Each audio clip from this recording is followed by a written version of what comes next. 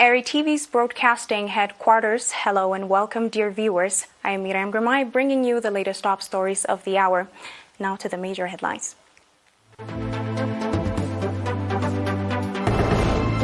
President Isaias Afwerki addresses Russia-Africa summit. Regular meeting of NAEWDB. Russia's trade with Africa increases by 35%. Mali drops French as official language.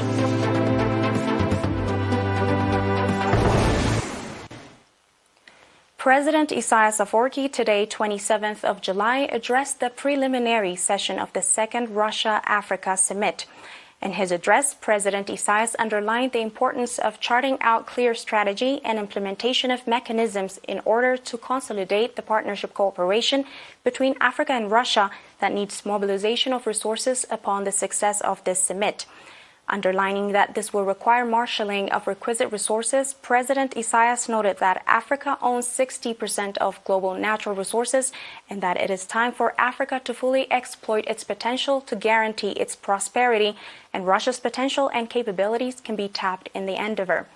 President Isaias stressed that first and foremost, the onus is on Africa to fully articulate its vision and objectives and effectively leverage its potential. President Isaias also thanked President Putin for the initiative he took to convene the summit and for his invaluable contributions.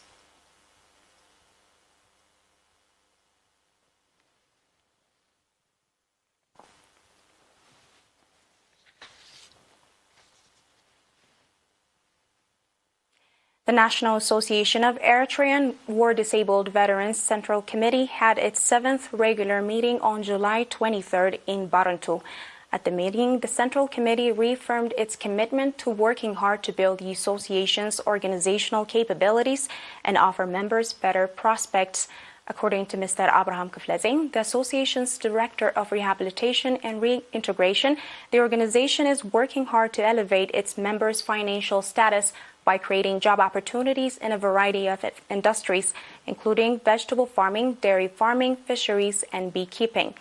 According to Mr. Abraham, 102 members received loans totaling over 1.2 million NAFA in the first half of 2023, while 1,600 members received loans totaling over 22 million NAFA.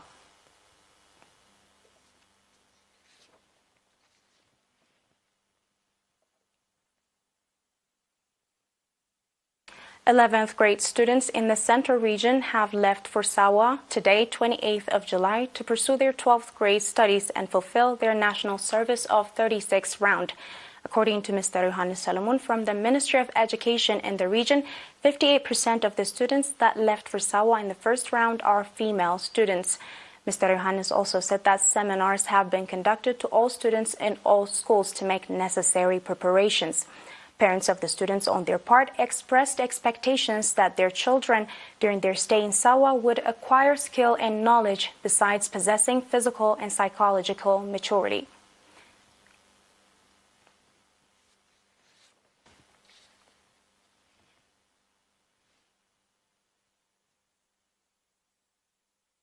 This was everything for our local news. I'll be back with international news after this short break. Stay tuned.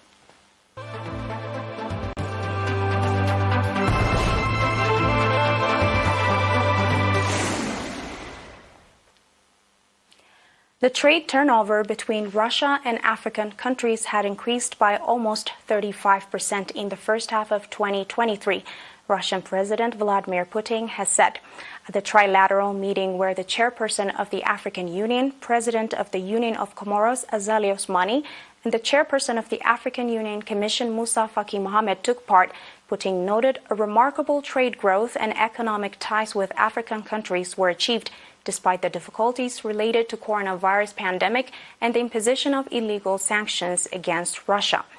Putin has billed the two-day summit that was opened on Thursday in St. Petersburg as a major event that would help bolster ties with the continent of 1.3 billion people that is increasingly assertive on the global stage.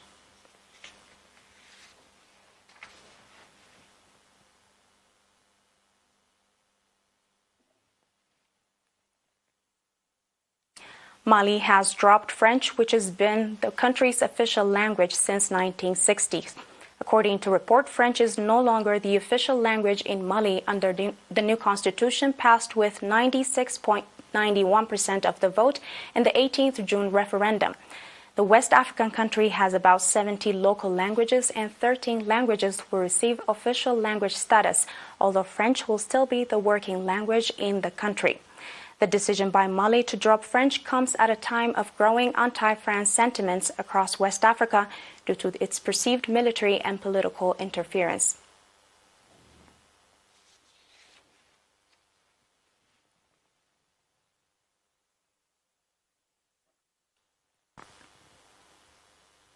In its annual white paper, a rundown of the most pressing military threats and plans to ensure stability, Japan's defense ministry made a case for a significant hike in domestic defense spending. China's growing military might, the war in Ukraine, and North Korea's military activities were major focuses of the white paper. The white paper, approved by the cabinet Prime Minister Fumio Kishida today in the morning hours, comes as North Korea ramps up the frequency of its missile tests. The document said North Korea's military activities poses grave threat to Japan's national security than ever before.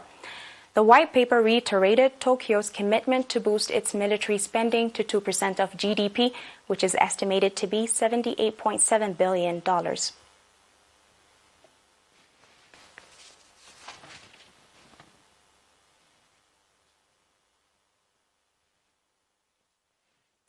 This will be the end of the news for tonight. Thank you for watching, dear viewers. But before we finish, a little reminder of the headlines.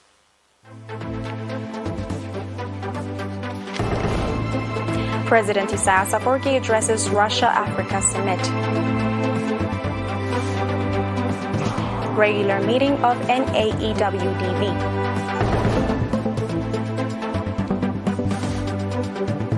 Russia's trade with Africa increases by 35%.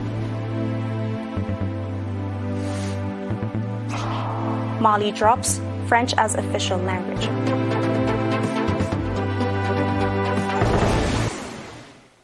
Once again, thank you for being with us. Have a good night.